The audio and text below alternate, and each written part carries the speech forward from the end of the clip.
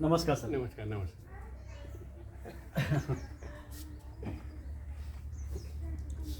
नमस्कार रसिक हो. आजच्या या मुलाखत सत्रामध्ये आपणा सर्वांचं हार्दिक स्वागत आहे.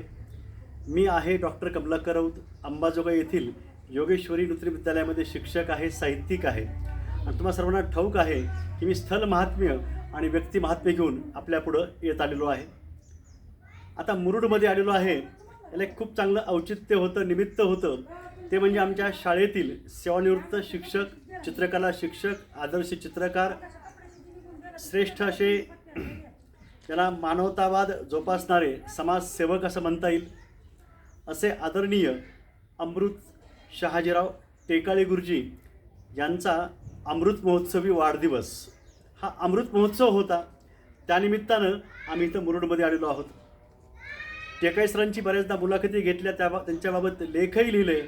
पण हे सगळं लिहित असताना त्यांच्या घडणजडणीमध्ये ज्यांचा अतिशय मोलाचा वाटा आहे, ज्यांनी त्यांचं आयुष्य घडवण्यामध्ये फार मोलाची जबाबदारी निभावलेली आहे, असे त्यांचे गुरुजी विठोबा कुंभार सर यांच्याप्रती कृतज्ञता ही समारोहात व्यक्त झालेलीच आहे. परंतु गुरुने दिला ज्ञानरूपी वसा, आम्ही चालवू हा पुढे वारसा. नव्या पिढीला पण हे सगळं सांगण्यासाठी हा मुलाखतीचा भाग आपण इथं घेत आहोत. सर, आम्हाला हे जाणून घ्यायला आवडेल की नेमकं अमृत टेकाळे सर आमचे जे सहकारी राहिले, त्यांचा खूप चांगला आता आपण अमृत महोत्सव साजरा केला आत्ता. तिथं तुमचं भाषणसुद्धा आम्हाला खूप आवडलं. तिथं तुम्ही जे काही सांगितलं ते आम्हाला सर्वांना समजलेलं आहेच आहे. पण या जे दर्शक आहेत त्यांना पण हे आपण सांगूया की नेमकी तुमची भेट केव्हा झाली, कशी झाली.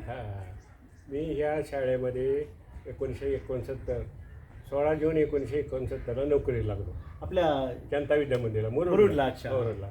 आणि मुरुडला नोकरी लागल्यानंतर मला मुलगी बघायसाठी वाठवाड्याला बोलवलं आहे, टेकाळे सरांच्या गावाला. टेकाळे सरांच्या गावाला. आणि तिथं गेल्यानंतर त्या बैठकीमध्ये टेकाळे सरांचे वडील होते, शहाजीराव टेकाळे. आणि शहाजीराव टेकाळेचं वैशिष्ट्य असं होतं की कुठल्याही लग्नाच्या बैठकीला ते गेले की लग्न शक्यतो मोडतच नव्हतं. लग्न जमवणंही त्यांचा हातखंडा होता. आणि माझं तर जमवलं, पण माझ्या पोरासुद्धा लग्न त्यांनी जमवलेलं आहे. एवढी त्यांची वैशिष्ट्य. गावातले लग्न मोडून बाहेरगावी अशी चाललेली वाटत भेटलेली माणसं त्यांनी अशी परत आणलेली आहेत. कशामुळे चाला मागायचं, 1000-2000 लग्न मोडले म्हणून चला मागायला माणसं आणायचे आणि ते बैठक बसवून ती कायम करायची. त्यांना कुठल्याही अडचणी असल्या स्थानिकमधल्या मुलीकडच्या, समजा सोनं नाणं नाही, पैसा कमी आहे, स्वतः पैसे द्यायचे. त्यांना हातात एका दुसरी अंगठी असायची, चक्क ती अंगठी मोडून त्यांच्या लग्नाला मदत करायची.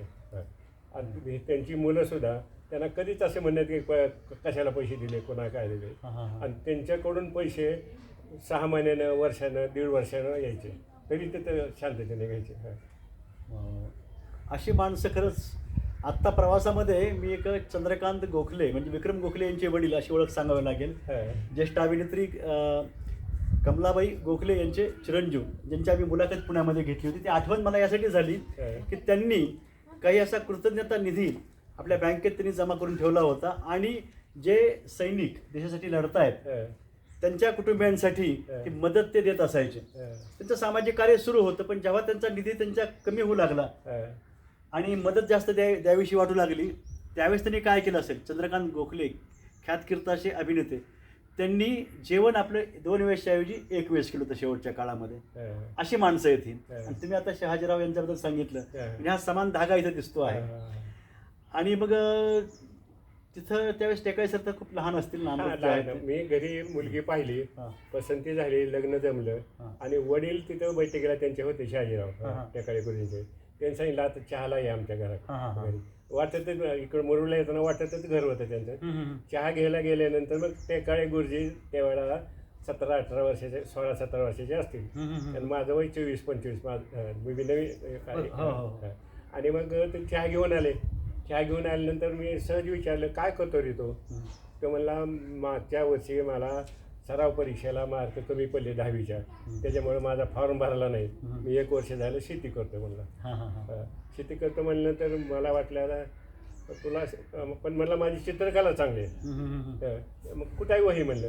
त्यानं वही आणून मला दाखवली. मग ते चित्रकलेच्या वहीमधलं त्याची जी रेषा, रंग देण्याची पद्धती त्या ह्याच्यामध्ये आकार ॲक्युरेसी हे पाहिलं माझ्या लक्षात आलं की ह्याच्यात कलागुण चांगला आहे, हा कलाकार होऊ शकतो की मला जाणीव झाली त्याच्यातून. पण त्याला म्हणलं तुला शिकायचं का, त्यानं मान हलवले असे.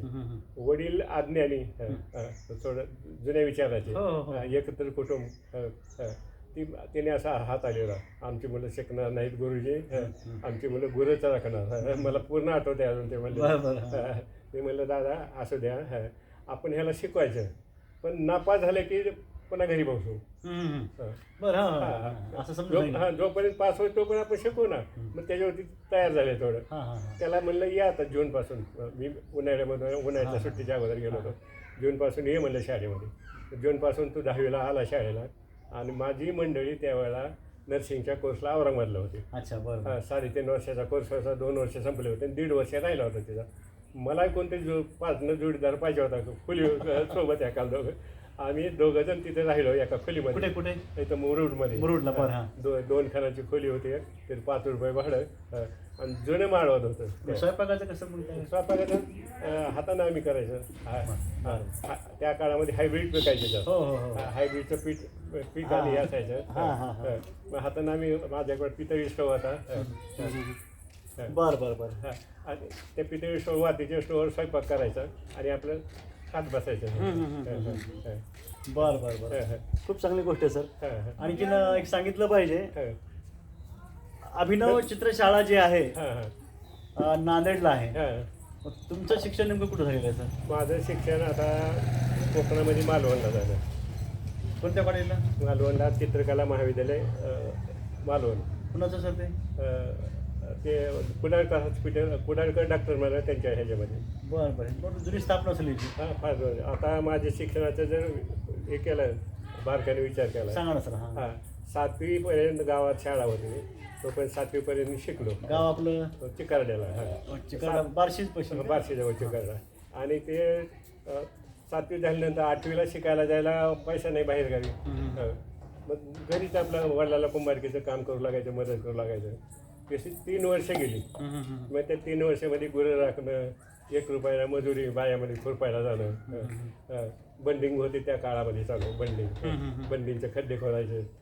2 रुपयाला ब्रास खोदायचं. ते कामं केले.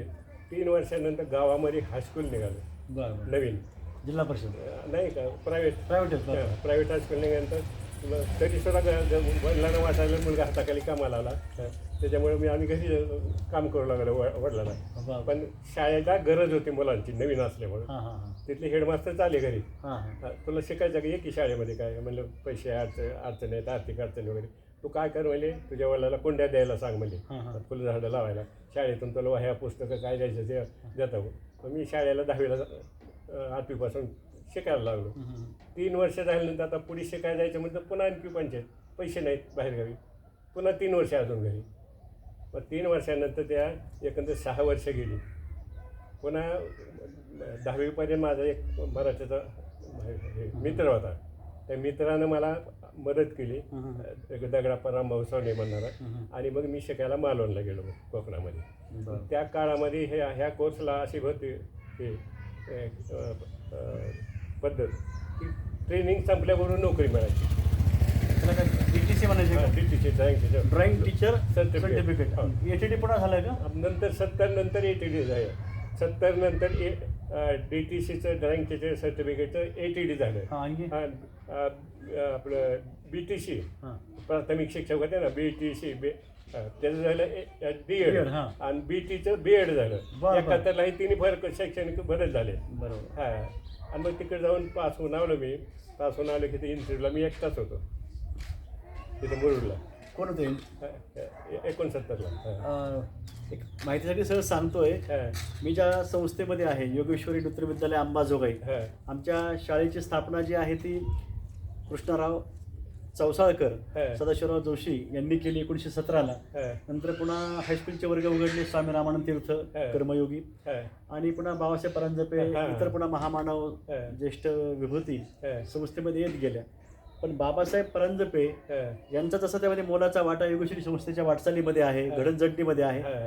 बाबासाहेब परांजपे हे थेट संस्थापक आहेत मुरुडच्या आपल्या रुरल जनता- एज्युकेशन सोसायटीच्या अंतर्गत जे जनता विद्या मंदिर किंवा जनता विद्यालय जे आहे मोठं बाबासाहेब परांजपे, पुन्हा उत्तमराव नाडे आणि शिवाजीराव नाडे माफ करा, शिवाजीराव नाडे, बाबासाहेब परांजपे आणि नामदेवराव नाडे होते. आणखी नाव काय म्हणले पुन्हा? नामदेवराव नाडे, यशवंतराव नाडे, हां हां वाय.एम. पाटील, हां कृष्णराव पेंडसे होते. केशवराव पेंडसे. म्हणजे हे संस्थापकापैकी बाबासाहेब परांजपे, शिवाजीराव नाडे, कृष्णराव पेंडसे आणि आता ज्यांचा उल्लेख केला ही सगळे असे श्रेष्ठ व्यक्ती ज्यांचं अतिशय समर्पित असं योगदान या संस्थेला लाभलेलं आहे. आणि या संस्थेला विशेष म्हणजे लातूर जिल्ह्यामध्ये म्हणा, त्यावेळेस आपलं उस्मानाबाद जिल्हा म्हणा, धाराशिव जिल्हा सध्या जे म्हणतो आपण, या भागातील ग्रामीण भागातील मुलांना त्यांनी राहायची सोय केलेली आहे. एवढंच नाही, महात्मा गांधी वसतिगृह, त्या वसतिगृहामध्ये अतिशय माफक अशा दरामध्ये किंवा त्याच्या आधी पण वाटतं मोफत असं तर शिक्षणाची सोय ह्या विद्यालयातून घडलेली आहे. सरांची मूळ ओळख पण ही तुम्हाला मी सांगितली पाहिजे की ही संस्था, त्या संस्थेची घडणजडण होत असताना वाटचालीमध्ये जे महत्वाचे शिक्षक असेल त्यामध्ये विठोबा बाबू कुंभार सर हे सुद्धा अतिशय महत्वाचे आहेत. आणि सरांनी फक्त कुंचल्यानं रंगकाम कसं करायचं हे शिकवलं नाही, तर जीवनाचे सुद्धा रंग विद्यार्थ्याच्या आयुष्यामध्ये भरलेले आहेत. त्यावेळेसच्या आठवणी आपण सांगणार आहातच. आपण सध्या आलो होतो आपण तुमच्या मुलाखतीपर्यंत, ती सांगा आपण काय झालं. मुलाखतीला कोण होता आपल्या त्यावेळेस? त्या टायमाला मुलाखतीला पेंडसे गुरुजी, शिलवंत म्हणणं मुख्याध्यापक एन के शिलवंत, पुन्हा उद्धवरावजी सूर्यवंशी, वाय.एम. पाटील म्हणाले धोऱ्याकडे तिथं BSc अग्री झालेले एक सामाजिक कार्यकर्ता होते, इथं राहिलं वाय.एम. पाटील म्हणून. उत्तमराव सूर्यवंशी एक लेखक होते पहा, त्यांचे कोणी असतील ते म्हणजे म्हणता येत ना उत्तमराव सूर्यवंशी, ते तर होते का कोणी? उत्तमराव नाडे होतं एक जण, पण ती ह्याच्यामध्ये संस्थेमध्ये नव्हतं. सूर्यवंशी पण एक लेखक आहे आपल्याच लातूर जिल्ह्यामध्ये. माझा कॅटलॉग पाहिला त्यांनी, पोर्टफोलिओ पाहिला चित्रकलेचा. मला पेंडसे गुरुजींनी विचारलं, मला अजून आठवत आहे, तुम्ही कुठं शिक्षण झालं? मी म्हणलं मालवणला. आणि कृष्णराव पेंडसेला इथं शिवाजी महाराजाबद्दल एवढा मनने एवढा अभ्यास होता शिवाजी महाराजाबद्दल. पेंडसे होते पुण्याकडले होते का? नाही, पुण्याकडचे होते. पण बाबासाहेब परांजपे हे मुळातले पुण्याकडले, आणि त्यांनी पुण्याकडले बरेच शिक्षक प्राध्यापक. ही सगळी राष्ट्रसेवा दलाची, राष्ट्रसेवा दलाची. पेंडसे गुरुजी हे तिथं त्यांच्या आमच्या संस्थेत पण त्यांनी खूप लोक तिकडे आले. तर मग ते मला विचारलं की कुठं शिक्षण झालं? मी म्हणलं मालवणला. मग त्यांनी विचारलं मला मालवणचा ऐतिहासिक प्रसिद्ध काय? मी म्हणलं सिंधुदुर्ग किल्ला. कोणी बांधला? म्हणलं शिवाजी महाराजानं. झालं माझं सिलेक्शन झालं. एवढ्या मला त्या दिवशीच ऑर्डर मिळालं, एवढा आनंद झाला मला. कारण मी अतिशय गरिबी परिस्थितीतून हे येतं मी शिकलेलं होतं, त्याच्यामुळे नोकरी लागतेच का नाही हेच पंचायत होती. किल्ला आम्ही बघितला, मालवणचा खूप चांगला किल्ला आहे. सागरी किल्ल्यामध्ये मुरुड जंजिरा हा किल्ला पण बघायला पाहिजे. तिथली एक आठवण सर सांगतो सर, तिथं मुळापासूनच असे 2 असे दुभंगलेले झाड आहे, त्याला एक फांदे. आणखी आम्ही बघितलं ते कुठेच नाही, ते कुठेच नाही. आणि किल्ल्यामध्ये तिथं गोड्या पाण्याची विहीर आहे. गोड्या पाण्याची विहीर आहे तिथं. आता समुद्रामध्ये गोड पाणी कसं लागेल असं निसर्गाची किमी आहे बघा ना. नक्की. आणि पंचधातूची तोप मला वाटतं मुरुड जंजिऱ्याला बहुतेक आहे. दोन्ही जलदुर्ग आहेत त्या भागातले, बघितले पाहिजेत आपण. सर मालवणच्या काही आठवणी सांगता येईल? कारण आम्ही असं ठरवलं की साचेबद्ध मुलाखत घ्यायचीच नाहीये, जसं छानपैकी मुक्तपणे बोलायचं आहे. तर मालवणचा विषय निघाला, तिथल्या कोकणी माणसं, तिथलं मला मालवणला जाताना तिथं प्रवेशाला जातानाच माझे असे हे होते, त्या काळामध्ये प्रवेश मिळत नव्हता. 40 मुलं फक्त असायची. आणि तिथं परीक्षा घ्यायच्या. आता जर CET TET आहे ना परीक्षा B.Ed वाल्या मुलांना, तसं तिथं ते परीक्षा घ्यायचे, तोंडी बी आणि लेखी बी. मी त्याच्या अगोदर 2 वेळा परीक्षा दिली होती, माझा नंबर लागला होता. कोल्हापूरला मी फॉर्म भरला होता आणि मालवणलाही फॉर्म भरला होता. कोल्हापूरची मुलाखत एक दिवशी आणि दुसऱ्या दिवशी मालवणची होती. मग मी कोल्हापूरला मुलाखत दिल्यानंतर तिथल्या तोंडी परीक्षा द्या, लेखी परीक्षा झाली चित्र वगैरे काढून. तोंडी परीक्षेच्या वेळेला पाटणकर म्हणणारे हे होते इन्स्पेक्टर, त्याला म्हणलं मी 2 वर्ष झालं प्रयत्न करतोय, म्हणलं माझा काय नंबर लागला नाही. बरोबर, तुम्ही तिकडे ह्याला या की म्हणले, कशाला नांदेडला किंवा तुमच्या गाव जवळ आहे तिकडं सोलापूरला. नाही म्हणजे एकीकडे आता माझ्या गुरुजीच्या ओळखीच्या त्याच्यामुळे आलेल्या म्हणले, बघू घेण्याचा आम्ही प्रयत्न करतो म्हणले. मग काय झालं ते दुपारी 5 वाजता ती यादी लागली. यादी लागली 5ला तिथून मालवण ह्याला जायला गाडी होती कोल्हापूर मालवणला बस. ते यादी लावून निघून गेले. मी पुन्हा 5 वाजता जाऊन ती यादी पाहिली ती कॉलेजमध्ये, तर त्याच्यामध्ये माझं नाव नव्हतं. आता काय करावं मला, आता उद्या तर जायचं मालवणला उद्या जायचं म्हणल्यानंतर आता मी तिथल्या लोकांना विचारलं मालवणला कसं जाता येईल. आता बस तर नाही शेवटचे त्या काळामध्ये 50 वर्षापूर्वी. ते म्हणले तिथून भवानी पेठेमध्ये मार्केटच्या ह्याच्यातून ह्याच्या गाड्या जातात, धान्याच्या हे जाते म्हणून ट्रक जाते, त्या ट्रकनं तुम्हाला जाता येईल म्हणून. मग ते हुडकीत कोल्हापूरमध्ये गेलो त्या ह्याच्यामध्ये मार्केटमध्ये, आणि तिथं ट्रक त्यांनी सांगितलं की रात्री 10 वाजता जाणार आहे म्हणजे तुम्ही थांबा म्हणले की. पण मालवणपर्यंत जाणार आहे, मालवणच्या अलीकडे 5-25 किलोमीटर कणकवली आहे, कणकवलीपर्यंत तुम्हाला जाता येईल. काय हरकत नाही म्हणलं. तिथंच आपल्या इथून शेळ्या भाकरी नेलेल्या, खाल्ल्या, जेवण केलं, पाणी पिलं तिथल्या डेऱ्यातले, आणि मग रात्री 10ला निघालो. 10ला निघालो. त्यांनी मला सांगितलं मध्ये कॅबिनमध्ये बसू नका, म्हणजे हे आहे बाकीची लोक वरी बसाय. ताडपत्री धान्य झाकलेलं, त्या ताडपत्रीला अशी अवस्था व्हायची की ट्रकला एखाद्या दुसरी समोरून ट्रक आली की साईड घेतला की त्या कडच्या सगळी झाडाच्या फांद्या लागायच्या अंगाला, कडे साईड घेतली की, आणि झोप लागायला. मला आता जर आपण ह्याच्यामध्ये त्या सापडलो तर राधानगरी घाट आहे मोठा, त्या घाटामध्ये जर कुठं आपण त्या ह्याच्यामध्ये जर पडलो खाली, तर ती म्हणतील आता आपण थांबायचं म्हणलं आपल्या चांगलं येईल, त्याच्यापेक्षा निघून जातील म्हणलं आपण इथंच कुठं मरून पडायचं. मग काय केलं, तिथं वरी ते पोती ताडपत्री बांधलेली हे शिल्लक होती, दावा शिल्लक, दोर शिल्लक होता. तो दोर घेतला, अंगाला गुंडाळला, पिशव्या त्याला बांधल्या, आणि त्याच्या खाली त्या दोराच्या खाली हात घेऊन आपलं गेलो ह्याच्याकडून कणकवलीकडून. 11 वाजले सकाळी जायला. 11 वाजल्यानंतर पुन्हा पटकन बस पकडली आणि 11:30 पर्यंत ह्याला गेलो मालवणला. तो पण त्यांनी काय 40-50-60 मुलं आले होते. 2 बॅच केले होते परीक्षेच्या. पहिल्या बॅचची मुलं संपायच्या टायमाला मी नेमकं गेलो होतो. ती म्हणली परीक्षा एखादी संपली पहिला, आता पुढच्या बॅचची चालू व्हायची. तर ती यादी बघितली मी. माझं नाव कुंभाराचं असल्यामुळं अल्फाबेटिकल के म्हणून ती दुसऱ्या बॅचमध्ये माझ्या नशिबानं नाव निघालं. म्हणजे परीक्षेचा चान्स आला. परीक्षेचा चान्स आला की आपलं परीक्षा दिली की पुन्हा साध्या 5 वाजता परत मुलाखत. तो 3 इन्स्पेक्टर पाटणकर, कुठला कोल्हापूरमध्ये ज्याने इंटरव्ह्यू घेतली. पण त्या आल्यानंतर म्हणलं तुम्ही ह्याला कोल्हापूरला आला होता म्हणलं. मी म्हणलं हो आलो होतो. मग तिकडे कसं काय आला होता तुम्ही? माझा नंबर लागला तिथं. कुंभार लागला आहे की म्हणजे ती म्हणली दुसरं आहे म्हणलं. तिथं नंबर लागला, मी इथं कशाला येतो. तर त्यानं मला तोंडावर सांगितलं होतं मला कंपल्सरी आता घेऊन टाकतो म्हणलं. स्पष्ट म्हणलं ते माझा नंबर लागला तिथं. आता तिथं ABC हे फी असे ना, ह्याची कॉलेजची फी होती 300-350 रुपये. ते लगेच भरावं लागत होते. मग आता माझ्याकडे यायला जायला तिकिटाला हे बहीण होते. मग त्या प्राचार्य नेमका धुळ्याचा होता, तांबटकर प्रकाश तुकाराम तांबटकर धुळ्याचा. आणि त्याचं वय माझ्यापेक्षा 2 वर्षांनी 3 वर्षांनी कमी होतं.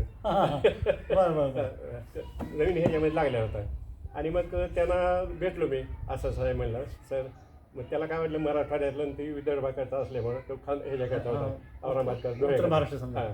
त्याच्यामुळे ते म्हणले चला आपण ह्याच्याकडे जाऊ आपल्या सेक्रेटरीकडे. डॉक्टर कुडाळकर म्हणणारे ते संस्थेचे सेक्रेटरी होते. मला घेऊन गेले. म्हणलं हे आपल्या शाळा कॉलेजांचा नंबर लागला आहे आणि यांना गावी जाऊन यायला 3-4-5-6 दिवस लागते. जायला 2 दिवस लागतील, यायला 2 दिवस. सोलापूर जिल्ह्यातले आहेत म्हणले ते. तेव्हा तो पण त्यांना मुदत द्या म्हणले ते. काय हरकत नाही म्हणजे या म्हणजे. इकडं गावी आलो, पैसे जमा केले. शेजाऱ्याचा स्टोर सुद्धा नव्हता इकडं. आणि मग मित्राने पैसे दिले आणि गेलो. मग पुन्हा रुटीनमध्ये चालू झालं. मग तिथं त्या कॉलेजचं नाव काय? त्या आपलं मालवणच्या कॉलेजचं चित्रकला महाविद्यालय एवढंच नाव. आणि ते कॉलेज ह्याला इंटरव्ह्यू तुम्ही दिला आपल्या ह्याच्यामध्ये कोल्हापूरला, त्याचं नाव त्याचं कलानिकेतन यांचं होतं का? साळुंकेंचं होतं का? तो ह्याचं होतं रवींद्र मिस्त्री. बरं. हां ते तिथं तुम्ही मालवणला किती वर्ष होता सर? मालवणला 1 वर्षाचा कोर्स होता. 1 वर्षाचा कोर्स. मग प्राचार्य त्याचं लग्न वगैरे झालेलं नव्हतं. पण त्याला बी इकडच्या मुलाचं ते कोकणातल्या लोकांना मिसळण्यापेक्षा माझ्यात मिसळायचं. ते स्वतः यायचे खोलीवर, आम्ही दोघांनी डबा बनवायचा, जेवण करायचं. तिकडे लोक खूप मवाळकीचे असं सांगतात लोक, मायाळू लोक खूप आहेत तिकडले कोकणामधले. पण तिकडलं प्रमाण आम्ही जे 99मध्ये आम्ही कोकण दर्शन बघितलं पूर्ण बरंचसं. तर शिक्षणाचं प्रमाण सर थोडं कमी आहे तिकडं, फार कमी. 10वी झाल्यानंतर 75-80% सगळी मुलं त्या काळामध्ये ह्याला जायची मुंबईला. मिलमध्ये जास्त असायचे. मिल हां, आमचा घरमालक सुद्धा पालव म्हणणारा तो मिलमध्येच होता. 75-80% स्त्रिया सगळे तिथंच आपलं आपलं घरकाम करून प्रपंच भागवते. असं तिथे हे होतं. महिन्याची महिन्या त्याच्या मनात द्यायच्या. तुम्हाला शिकवायला गुरुजी कोणते होते? भोईर म्हणणार एक होतं. भोईर हा नागपूर का? भोईर ह्याच्याकडचं होतं, नांदेडकडचं. आणि तांबडकर ह्याचं होतं, दोऱ्याचं होतं, साखरेचं. मग तुम्ही इथं जेव्हा आलात आपल्या मराठवाड्यामध्ये ह्या मुरुड गावामध्ये मुलाखतीसाठी, तो कालखंड केव्हाचा? 69ला. मग तेव्हा तुमच्या मुलाखती कुणी घेतल्या इथे? पेंडसे गुरुजींनी. आणि उद्धवराव सुरवंशी, शीलवंत नाका शील, बाबासाहेब परांजपे बाबासाहेब परांजपे त्याच्या अगोदर 2-3 वर्षापूर्वी तिकडे गेले होते. कुठं? अंबाजोगाईला. सारखं जातीत राहायचे असं ते? नाही, घेतलं हे त्यांचे काय ते माझ्या कानावर आले. वैचारिक मध्ये थोडे म्हणून तिकडे गेलाय. पुन्हा पेत राहिले. मूळ प्रेरणा त्यांची आहे. हो नाही, मूळ संस्थापक कितीच ते पुन्हा आपलं रामानंद तीर्थ त्यांचे तालमीमधलेच आहे. मग ते तुम्ही इथं लागलात 1969 ते किती 2003 पर्यंत 34 वर्ष शाळा केली. काही ठळक त्यावेळेसचे तुमचे सहकारी ज्यांचं खूप मोठं योगदान या संस्थेसाठी आहे, काय सांगाल आपण? आता आम्हाला जे मुख्याध्यापक होते ते एवढे हे होते, ते यायच्या अगोदर 66च्या जवळपास. मी 69ला आलो, माझ्यावर 3-4 वर्ष ते आले होते. या शाळेचा निकाल कमी लागला होता, शाळा बंद पडायची वेळ आली होती. मग त्यांना कुणी सांगितलं की आपल्याला कडक शिस्त प्रशासक माणूस चांगला पाहिजे म्हणून. हे कुर्डवाडीला होते त्यावेळेला. मग त्यांना कुर्डवाडीला जाऊन त्यांना चर्चा केली. त्यांनी सांगितलं की माझ्या कामामध्ये ढवळाढवळ करायचं नाही, संस्था चालक असो कोणी असो, माझ्या कामाबद्दल विचारायचं फक्त. माझ्याकडे जेवढे अधिकार आहेत त्या अधिकाराचा मी पूर्ण वापर करणार, तर मी येतो. म्हणजे आले इथं. तर शाळा त्यांनी ह्याच्यावर आणली, लाईनवर. आम्हाला 1 मिनिट उशिरा येऊ देऊ. मला स्वतःला, अजून माझे 2 शिक्षक आला. एक दिवशी शनिवारी रोड आणि शाळा हे अंतर फक्त 50 फुटाचं होतं. रोडवर असताना वर्गावर जायचा टोल प्रार्थना संपली होती. आणि आम्ही असं ह्याच्यात अर्ध्या मिनिटात गेलो शाळेत. त्यांनी आम्हाला पाहिलं, ते त्या ऑफिसमध्ये गेले. डाव्या बाजूला त्यांच्या ऑफिस, उजव्या बाजूला कार्यालय, जे उजव्या बाजूला मस्टर होतं साईचं ठेवलेलं. ते गेले, त्यांनी बेल वाजवली, चपराशाला बोलवलं, त्या तिघांना रजा द्यायला सांगितलं. आम्हाला लगेच चपराशा आला, पण सहाय्य करणं का म्हणलं. काय झालं तर म्हणजे मी तुम्हाला काय केलं? मग रजा का? तशी रजा दिली काय केलं मग? नाही ना, आम्ही मग म्हणलं आम्ही रजा दिल्या. मग त्यापैकी एक जण शिक्षक काय म्हणला की सर माझा अभ्यासक्रम मागं राहिला आहे, मला रजा घेतो पण मी शिकवतो, काय हरकत नाही म्हणजे रजा देऊन शिकवा. मग ते स्वतः अर्धा तास शाळेत अगोदर असायचे आणि शाळा सुटल्यानंतर अर्धा तास थांबायचे. बरोबर. माझं एकदा ते झालं की रजा गावाला ते कॅन्सल झाले, पण तिथं रजा खतवली गेली होती. ते शिकवलं चांगली रजा पडली ना, तर काय का पण आपण आहोत तिथे अद्यापणी केलं. आणखीन असे सगळं तुम्ही आता सगळं सांगत आहात मला हा काळ. मला आठवण होते, आमच्या शाळेमध्ये मुख्याध्यापक होते सोनपेटकर गुरुजी, बोर्डे गुरुजी. त्यांची आठवण, बोर्डे गुरुजीला ज्यांनी शिकवलं असे गुरुजी जे कोणी असतील त्यांच्या तालमीमध्ये हे तयार झालेले त्यांचे विद्यार्थी सहकारी. पण काहीतरी तांत्रिक ह्याच्यामध्ये बोर्डे गुरुजी पुन्हा मुख्याध्यापक झाले, त्यांना ज्यांनी शिकवलं ते सहकारी शिक्षक झाले. तर ते सहकारी शिक्षक जे झाले ते उशिरा आले, नाही म्हणले लेट मार्क केलाय म्हणले, रजा द्या किंवा पुन्हा उशिरा येणार नाही म्हणून सांगा म्हटले. मी पुन्हा उशिरा येणार नाही असं कधी झालं, पुन्हा मग ठीक आहे से करा म्हणले. म्हणजे इतकं ते नियमाने हे होते, सांगा लोक आहे ते. उशिरा आल्याला आम्हाला ते म्हणायचे सरकार तुम्हाला पगार उशिरा यायला देतं का? तुम्हाला उशिरा येणं होत असेल तर नोकरी करू नका, दुसऱ्या एखादा गरीब जगल. आपल्याला सरकार पैसा कशाला देतं? कामासाठी देतं ना, असे चक्क म्हणायचे ते. म्हणजे सही करा म्हटले किंवा रजा द्या असं ते झाला प्रसंग. सांगायचा भाग काय की एवढे वक्तशीर, टापटीप, शिस्तबद्ध अशी सगळे पिढी होती आणि तेवढीच ही नीतीसंपन्न आणि चरित्र संपन्न अशी पिढी होती सर. त्यावेळेस स्नेहसंमेलन होत असायचे का सर? स्नेहसंमेलन होत असायचे. हो होते. एवढे कार्यक्रम आमचे चांगले व्हायचे. सगळ्या स्पर्धा घेतल्या जायच्या. कोणत्या तरी साली म्हणता का? स्पर्धा कोणत्या होत्या? स्पर्धा विविध गुणदर्शन स्पर्धामध्ये गायन स्पर्धा, खेळाच्या स्पर्धा खो खो, कबड्डी, व्हॉलीबॉल, थाळीफेक हे खेळामधल्या चित्रकलेच्या स्पर्धा, रांगोळी स्पर्धा, भाषण स्पर्धा घ्यायच्या विषय कुठला तर देऊन अजून स्मरणशक्तीमध्ये वेगवेगळ्या वस्तू ठेवायच्या 5-50 आणि ती एकदा बघायला लावायच्या आणि पटकन झाकून टाकायचं हे करायचं. स्पर्शजनाच्या स्पर्धा अंगाला असे लावून किंवा हात लावून चापटून समजा कारलं त्याला असं डोळे झाकून हे करायला लावायचं. मग त्यांना सांगायचं काय कुठली वस्तू आहे काय नाही किंवा वास घेऊन एखादी वस्तू अशा म्हणजे ते मुद्दाम ते विचारतो कारण स्पर्धा होत असायच्या संमेलन होत असायचे पण स्पर्धा बदलत गेल्या. स्पर्धा बदल म्हणजे खूप असे आता स्पर्धा सध्या कुठल्या आहेत त्यावेळेस कुठल्या तुम्ही आता सध्या बघू शकता. विद्यार्थी तुमच्या हातून खूप मोठ्या प्रमाणात घडलेले आहेत. चित्रकार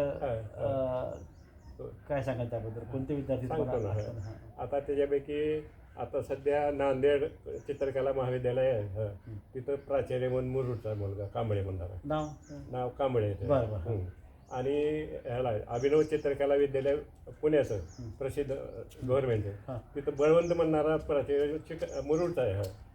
मुरुडचे मुरुडचा पुन्हा त्यांचं नाव काय त्याचं बळवंत आडनाव आहे. आणि ॲनिमेशनमधून एक मुलगा आता बारामतीच्या कॉलेजला प्राचार्य आहे. पुन्हा एक इथं आता काळे म्हणणारे इथं आला आहे मुंबईला आता वडीला जायला असल्यामुळं येऊन इथं वडिला म्हणलं जाऊ नको म्हणलं तो मी तिथं मुंबईला ह्याच्यामध्ये टीचर होता.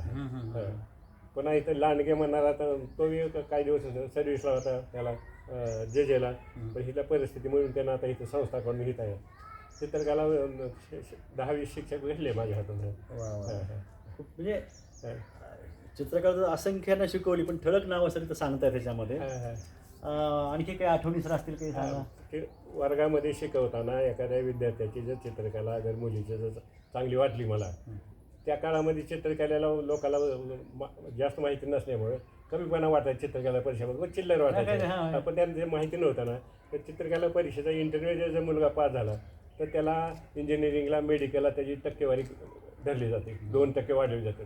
समान गुण जर पडले एखाद्या वेळा तर ज्याच्याकडे हे प्रमाणपत्र आहे हे गव्हर्नमेंटची परीक्षा आहे हे का प्रायव्हेट नाही कुठली तरी तर त्याच्यामुळे ती 2% मार्क वाढायचे.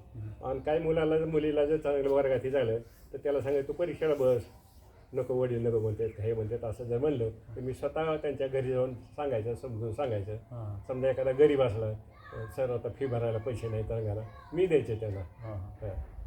चित्रकलेचा फायदा काय होतो ते सर सांगतायत विद्यार्थी ते घडले खूप पण आपल्या जीवनामध्ये बऱ्याच गोष्टी येतात. आता मी चित्रकलेचा एक अभ्यासक एक चित्रकार म्हणता येत नाही परंतु मी एलिमेंटरी आणि इंटरमिडिएट ह्या ज्या परीक्षा आहेत हे मी पास झालेलो आहे. 7 एलिमेंटरी परीक्षा पास आहे. आता जिथं आमची मुलाखत होऊ लागलेली आहे आमच्या दोघांचा जो सध्या हा रंग दिसतोय अशी इथं भिंत आहे ते पाठीमागं नकोय ही जाण मला इथं आली का ते चांगलं चित्रीकरण होणार नाहीये ही दृष्टी आपल्याला ह्याच्यातून मिळत असते. पुन्हा अशा बऱ्याच गोष्टी आहेत अचूकता असेल परिपूर्णता असेल हा एक आपल्याबद्दल जीवनाबद्दलची दृष्टी देण्याचं काम हे या चित्रकलेच्या माध्यमातून किंवा कुठल्याही कलेच्या माध्यमातून होत असतं. पु ल देशपांडेने असं सांगितलेलं आहे की तुम्हाला उपजीविकेचं जे काही तुमचं साधन असेल ते तुम्हाला तुमचं पोट भरण्यासाठी महत्त्वाचं आहे पण तुम्ही का जगायचं हे तुम्हाला तुमची कला शिकवत असते छंद शिकवत असतं. आणि असंच एका पाश्चात्य विचारवंतांनी सुद्धा सांगितलेलं आहे. म्हणूनच अशा जुन्या आठवणी आपण इथं जागा करत आहोत सर.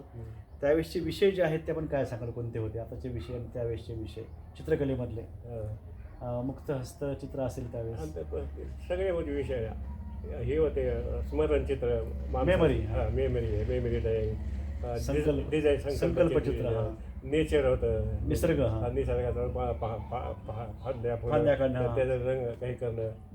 आणखी पुन्हा ते हे होतं का ऑब्जेक्ट वस्तुचित्र होतं समोर वस्तू ठेवायच्या कपडा ड्रेपरी म्हणून ठेवायचं त्याच्यावर गुड्या वगैरे काढता यावं रंग देता यावं ते एका वस्तूची दुसऱ्या वस्तू शेड कशी पडली ते असायचं ते असायचं. भूमिती असं होतं भूमिती होती भूमिती आणि अक्षर लेखन थोडं एखादं बोर्ड वगैरे बनवताना त्याचं चौरस कसं काय नाही नेम प्लेट बनवतात ते थोडं ज्ञान असायचं थोडं म्हणजे सगळ्या अंगातून. आणि प्रत्येक माणसाला माझ्या मतानं जन्मलेल्या कुठल्याही जाती धर्मातला असू द्या अपंग असो आंधळा असो डोळ्यानं किंवा हे असो त्याला जगण्यासाठी परमेश्वरानं कुठली तरी एखादी कला दिलेली असते त्या कलेवर तो माणूस जगू शकतो कुठली का ना पण ते हुडकून काढणं त्याच्या अंगातले गुण हे शिक्षकाचं काम आहे. शाळेमध्ये बरोबर ते काय ते कला दाखवायला बघतं त्याच्यामध्ये त्याला एखादा एखादा हिरणं. हां ते दिसलं की एखादा खेळाडू असतो चांगला हां त्याला हे करून ते एखाद्या पोलीसमध्ये ह्याच्यामध्ये नोकरीला मिळते लागू शकते त्याला चित्रकला एखादा गायन चांगला होता.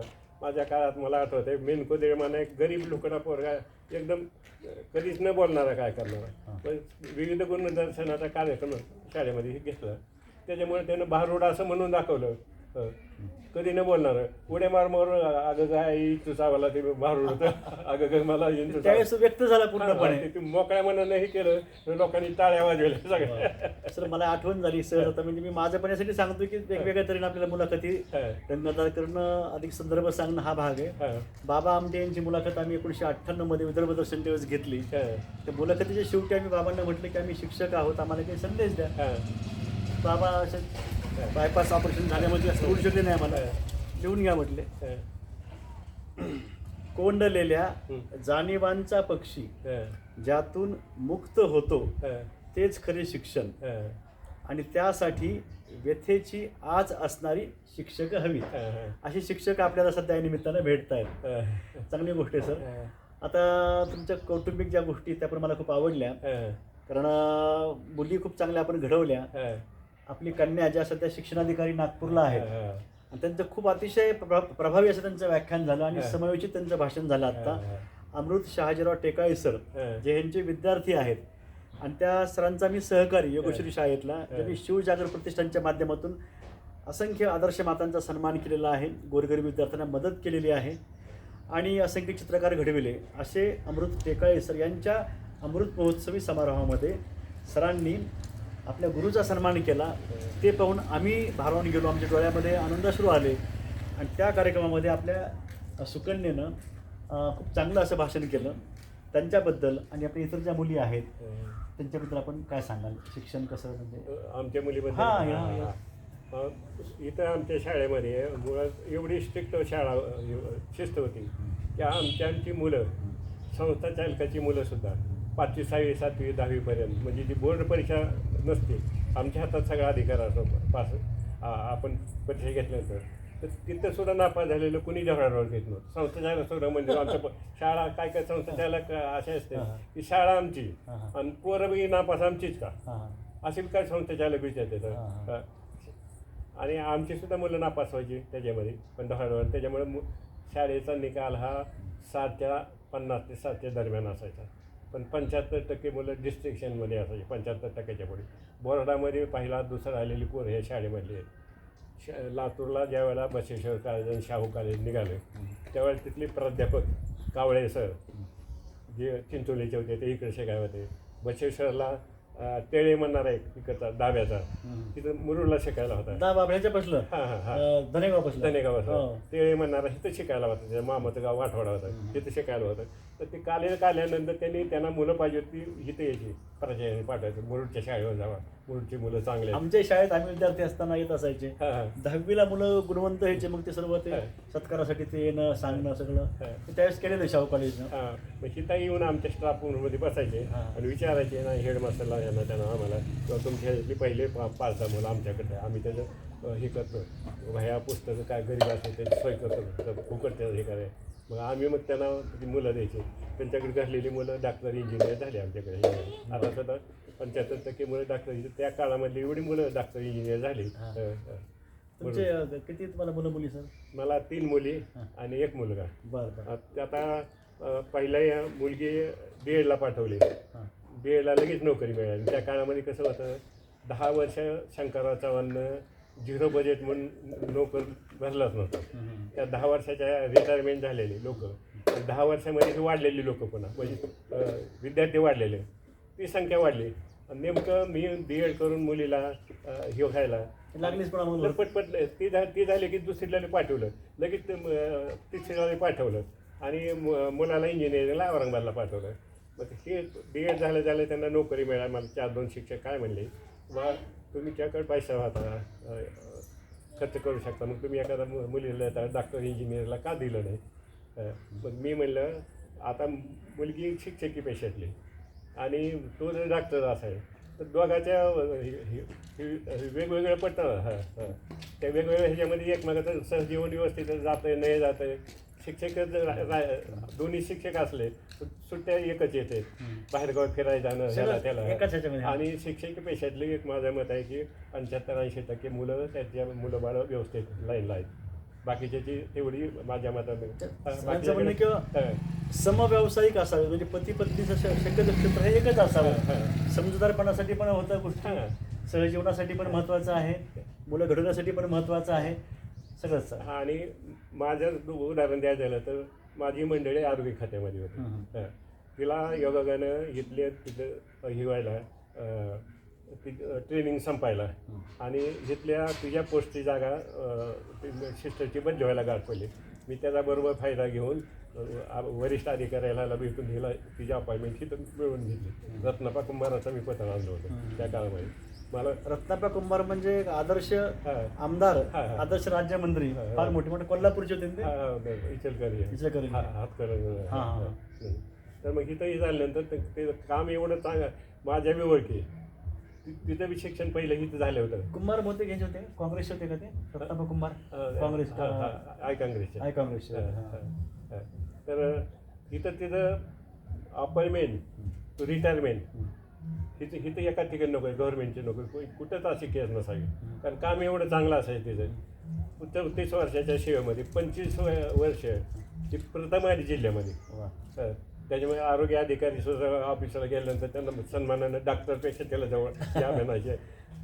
बरेचसे लोक इथं तक्रारी करायचे कर्मचारी किंवा ह्यांची बदली कशी होत नाही म्हणून. मग त्यांनी आरोग्य अधिकाऱ्यांनी त्यांना सांगायचं त्यांच्या कामाची बराबरी करा ना तुम्ही बराबरी कशाची करता, बदली चालते. त्यांचं काम कुठं तुमचं काम कुठं, ते त्यांची उत्तर द्यायचे हिच्याऐवजी. तुमच्याकडे आणखी दोन मुली, त्या कुठल्या ह्याच्यामध्ये आहेत? दोन्ही मुली शिक्षक आहेत. शिक्षक आहेत, एक शिक्षणाधिकारी आहे आणि तिन्ही मी शिक्षक म्हणून लागले होते तिघी पण. पण ती आता जी शिक्षणाधिकारी झाले तिनं विस्ताराधिकारीची परीक्षा जागा निघाल्यानंतर. पण पुन्हा ती विस्ताराधिकारी जे झाले पुन्हा ह्या गट शिक्षणाधिकारीची ही जागा निघाली. हे सगळं शिक्षण आणि उच्च शिक्षण यामुळं घडलेलं आहे. थोडी खंत सध्या वाटते सर की आता तुम्ही आमच्या पेशात अधिक जाणून आहात, 14,000 जिल्हा परिषदेच्या शाळा सध्याच्या शासन हे बंद करू लागलेलं आहे. त्यामुळे गोरगरिबांनी शिकायचं कुठं हा फार मोठा प्रश्न निर्माण झालेला आहे. हे असं व्हायला नको आहे. त्यामुळे शिक्षण ही फार मोठी ताकद आहे. याचं एक उदाहरण म्हणजे आपल्यासमोर आपले विठोबा बाबू कुंभार गुरुजी आपल्या पुढं आहेत, ज्यांनी संयुक्त कुटुंब पद्धती काय आहे हे पण जाऊन अनुभवलेलं आहे. तुम्ही पण ते अनुभवलेलं आहे. त्याचबरोबर टेकाळी परिवार जो आहे तोही तुम्ही अनुभवलेला आहे. आता पुढं काय सांगाल सर? सध्या जे काही सुबत्ता म्हणजे पैसा वगैरे लोकांकडे बऱ्यापैकी आहे, प्रतिष्ठा आहे, सगळं आहे, लोक ताणतणावामध्ये आहेत किंवा विमनस्काशी मनस्थिती असते लोकांची किंवा सुखी नाही आहेत, काय याची कारणं काय असतील सर? कारण आहे जेव्हा माणसं एक तर कसं आहे आपल्या परिस्थितीपेक्षा अपेक्षा जास्त करतात. अपेक्षा आपली ऐपत बघत नाही. आपली पात्रता आपली लायकी कळाली पाहिजे प्रत्येकाला. आणि ती सोडून आपण जास्त अपेक्षा करतो. त्या अपेक्षा पूर्ण झाली की माणसं नाराज होतात. अपेक्षा बंद झाली की पण ती माणसानं अपेक्षा शक्यतो वाढवायच्या नाही. अपेक्षा वाढवली काय होतं, काही वेळेला अशी परिस्थिती काही कारणानं आपला इन्कम वाढतो. इन्कम वाढले की माणसाचा राहणीमान सुधारण्याचा प्रयत्न करतो. पण इन्कम एखादा कमी झाल्यावर राहणीमान कमी होऊ शकत नाही. कारमध्ये जाणारा माणूस सायकलवर जाईल का? पुन्हा कार विकायची पाळी आल्यानंतर कमीपणा वाटतो त्याला. चालत जाईल पण सायकलवर जाणार नाही असं. या वाहनामुळे लोकांचं बोलणं पण झालं. गाडीवर चालणारा माणूस गाडीवाल्याचा माणूस बघतो, तो पायपाचा माणूस पायी माणसाला बघतो आणि तो बोलतो लगेच.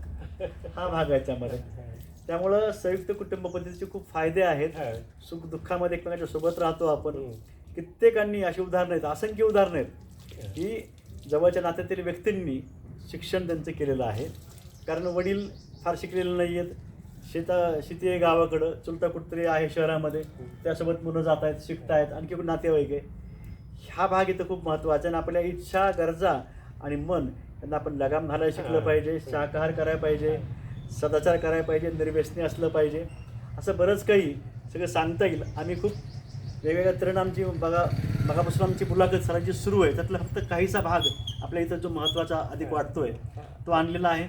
आणखी आपल्याला काही सांगा वाटतं ते सांगा सर. शिक्षक विद्यार्थ्यांना मग आपण कलेचा भाग माझ्याकडे होता थोडा. आम्ही दोघं नोकरी असताना आर्थिक संपत्तीला आम्हाला काही ह्याची गरज नव्हती वड करायची.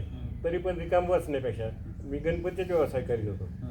मंडळीला हे मुलांना हाताखाली घेऊन शाळा सुटल्यानंतर संध्याकाळी ह्या वेळेला बसायचं गणपती करायला. रात्री 10-11 वाजेपर्यंत गणपती करायला बसायचं. उन्हाळ्याची सुट्टी सुरू झाली की मुलाला हाताखाली घ्यायचे, घरातल्या चारी मुलाला. आणि पुण्याला जाऊन सगळं रंग प्लॅस्टर प्याजेस आणायचं आणि गणपती बनवला. सकाळी 8ला मुलाला घेऊन बसायचं गणपतीला. 11-12 वाजता त्यांना जेवण द्यायचं. पुन्हा 1:30-2 वाजता परत बसायचं आणि 4 वाजता सोडायचं. 4 वाजता सोडल्यानंतर एक तासभर आपला खेळायचे आणि खेळल्यानंतर पुन्हा संध्याकाळी 8 ते 9:30 पर्यंत अभ्यास करायला लावायचा. त्याच्यामुळे टक्केवारी 80-90% जवळपास पोरं सगळे झाले. आणि उन्हाळ्याच्या सुट्टीमध्ये आणखी एक मी योजना राबवायची की 30पर्यंत उजळणी कायम करावी, म्हणजे गणित चांगलं व्हावं म्हणून. दरवर्षी 30पर्यंत उजळणी आणि दररोज 10 वळी लिहायला लावायच्या. आपण बघायचं त्याचं कुठलं अक्षर खराब आहे. एखादं अक्षर खराब असतं, य क्ष वळणारे, मग त्याला तेवढंच अक्षर आपण सावकाश त्याला काढून द्यायचं आणि तेच फक्त एक पान लिहायला लावायचं, म्हणजे अक्षर त्याच्यामुळे अक्षर सुधारले. आणि दररोज इंग्रजीचे 5 शब्द पाठ करायला लावायचे कंपल्सरी सुट्टीमध्ये. मग त्याच्यामुळे त्यांची इंग्रजी चांगली होती गेली अधूनमधून. आणि मी नुसते पाठ करायला लावायचं नाही, मी जेवण करायला बसलो की त्याला ते वही आणायला लावायचे 5 शब्दाची तारीख टाकून. बघत बसायचं, नाही दिलं की चेष्टा करायची मुलांना. सरांचं नाव एक मला संदर्भ आठवतो त्याच्यामध्ये. सरांचं नाव विठोबा कुंभार आहे. आणि गाणं मला आठवतं आहे, त्याचा संदर्भ काय ते मला सांगतो मी. फिरत्या चाकावरची देशी मातीला आकार, विठ्ठला तू वेडा कुंभार. आता विठ्ठल म्हणजे परमात्मा आणि परमात्मा म्हणजे चांगुलपणा. चांगुलपणा हाच देव हे सांगितलेलं आहे स्वामी विवेकानंदांनी. आणि हा चांगुलपणा सरांनी जोपासला आणि सरांनी अतिशय उत्तम असे विद्यार्थी सर्वांगाने त्यांचं व्यक्तित्व घडवून त्यांचं जीवन सरांनी संपन्न केलेले विद्यार्थी घडविलेले आहेत.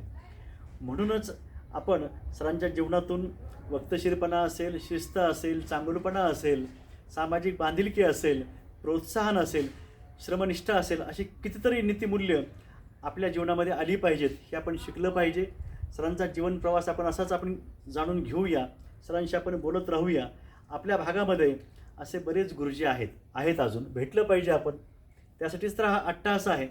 आपल्या गावामध्ये, आपल्या शहरामध्ये, नगरामध्ये, महानगरामध्ये, जिल्ह्यामध्ये जे शिक्षक असतील, साहित्यिक असतील, कलावंत असतील, कोणी असतील, जे सामाजिक जाणीवेतून कार्य करतात, प्रामाणिकपणा जोपासून चांगलं कार्य करत आलेले आहेत, त्यांच्या मुलाखती आपण घेऊया. आणि सगळ्यात महत्त्वाचं सांगू, आपल्याच नात्यातील खूप माणसं अजून आहेत, त्यांना आपण भेटूया, त्यांच्या मुलाखती घेऊया.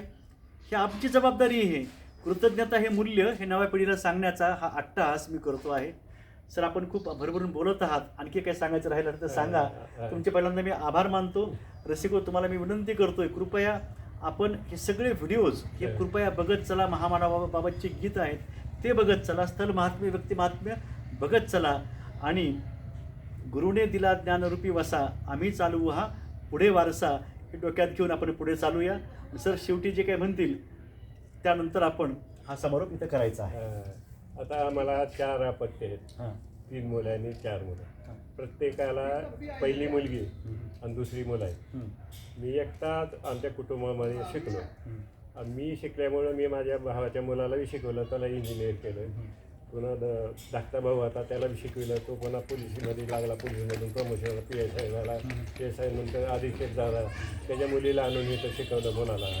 म्हणजे एक शिकल्यामुळं सगळे ज्योतचे ज्योत जगाते चलो, प्रेमाची गंगा बढाते चलो, जानकी गंगा. हां, म्हणजे आपण शिक्षणामुळं आपलं कल्याण झालं, आपण दुसऱ्याचं कल्याण, म्हणजे ह्या ज्योतीपासून दुसरी ज्योत पेटली पाहिजे. आता ही 4ही मुलं माझी आज 30-35च्या पुढे वय आहे सगळ्यांचं. एकत्र आल्यानंतर सगळी एका ताटात जेवते. याच्यापेक्षा मोठा आनंद काय, एका ताटात जेवते सगळे. मांजराच्या पिल्ल्यासारखी सगळी जेवते. आणि मायेनं घास घालणारं कोणी असेल तर खाण्याला अर्थ आहे. ढाब्यावर जेवण होतं नाही, कुठे जेवण होतं. घरी आपल्या माणसासोबत आत्मीयतेनं हे जे आहेत खूप महत्वाच्या गोष्टी. आता तिन्ही जावाई सुद्धा भाऊ एका घरामध्ये दोघी दिले, भावाला दिले. बरोबर. ते तिन्ही मला सल्ला विचारल्याशिवाय तू कुठलंही करत नाही, म्हणजे तिकडे सुद्धा. आणि ते आठवड्यातील 2-3 वेळा तरी एकत्र जेवते, ते सुद्धा म्हणजे मुलासारखं. आणि आम्ही सगळे कुटुंब, मुलगा माझा, हे ते त्यांच्या काय अडचणी असेल, काय गरज आर्थिक द्यायची, आपल्याला गरज पडली त्यांच्याकडून घ्यायची, जाव ऐकून सुद्धा. असं नाही की द्यायचे नाहीत परत किंवा काय ना, असं वेळेला एकमेकाच्या हे करा. चांगली गोष्ट सर. जुन्या काळामध्ये 7च्या आत घरात चित्रपट काढावा लागला की किमान संध्याकाळचं जेवण सगळ्यांचं सोबतच झालं पाहिजे, कारण सगळं दिवसभरात काय घडलं काय नाही एकमेकांना बोलता येतं, मन मोकळे होतात. खूप चांगली गोष्ट आहे, ते व्हायला पाहिजे सर. आणखी काय मला सांगाल सर? शिक्षकांना काय सांगाल? शिक्षकांना काय सांगाल तुम्ही? शिक्षकांना आता आपली जी जबाबदारी शासनाने दिलेली आहे ते प्रामाणिकपणाने केल्यानंतर आपण केलेला आपण जी पगार घेतो त्याची आपण इमानदारी राखल्यासारखं होऊ शकते. आणि आपण जेवढे मोकळ्या मनानं विद्यार्थ्यांना ज्ञान द्याल तेवढे मोकळ्या मनानं आपल्याला ते प्रेम सर देऊ शकते पुढे चालू. किंवा आता आम्हाला बेस्ट तिथं इकडे तिकडे सर मी तुमचा विद्यार्थी म्हणजे एवढं समाधान वाटतं. पुरस्कार वाटतो मोठा. कुठे पुणे मुंबईला एखादं आम्हाला ओळखणं झाली. परत नांदेड सिटीमध्ये इथल्या बोरगावची शितोळी म्हणणारी मुलगी भेटली. सर कुमार सर का तुम्ही म्हणले? हो म्हणजे कोण तू? म्हणजे ती आता वय वाढल्यामुळे बोलता हे केलं. शितोळे सर म्हणजे शितोळे म्हणजे. नाही मला एक आता काय होईल बघा, सगळं म्हणजे असं गहरून यायला आठवणी येतात जुन्या लोकांच्या. भगवंत रामदासी गुरुजी आमच्या शाळेमध्ये शिक्षक होते. श्रीपाद रामदासी हे त्यांचे मोठे त्यांचे चिरंजीव आहेत, ते मोठे आहेत कुटुंबियामध्ये. तर ते कोल्हापूरला आहेत, मोठे आर्टिस्ट आहेत ते. त्यांनी पण हा किस्सा सांगितला आणि भगवंत रामदासी गुरुजीबद्दल मी लेख लिहिला, त्यात तरी किस्सा सांगितला. म्हणजे राऊत मी चाललो म्हणले पुण्याला, आणि चाललो तर ते मला थोडंसं कसं डॅश भेटला म्हणजे मागून. मी बघितलं असं काय आहे ते बघता थोडंसं रागात बघितलं सरांनी. की उतरला माणूस लगे खाली, उतरला की पाया पडला, माफी यासाठी मागतो की धक्का लागला, तुम्ही माझे गुरु आहात. तो रडायला, गुरुजी मिठी मारली, घरी घेऊन गेला तो. तर ते सगळं आगत स्वागत कपडे जेवण खाणं काय तिथं त्यांनी सरांना 1-2 दिवस सोडलंच नाही पुन्हा. आणि त्या सरांमुळे त्याचं जीवन घडलं. अशा गोष्टी कोण कुठल्या रूपाने कधी भेट होईल मी काय सांगता येईल. ह्याच्यासाठी पुण्यच नाही म्हणत जगात एवढं समाधान काय. हो हो चालतंय सर, भेटत राहू, बोलत राहू. काय बोलावं आता? जय महाराष्ट्र, जय भारत, जय मानवता, जय जगत.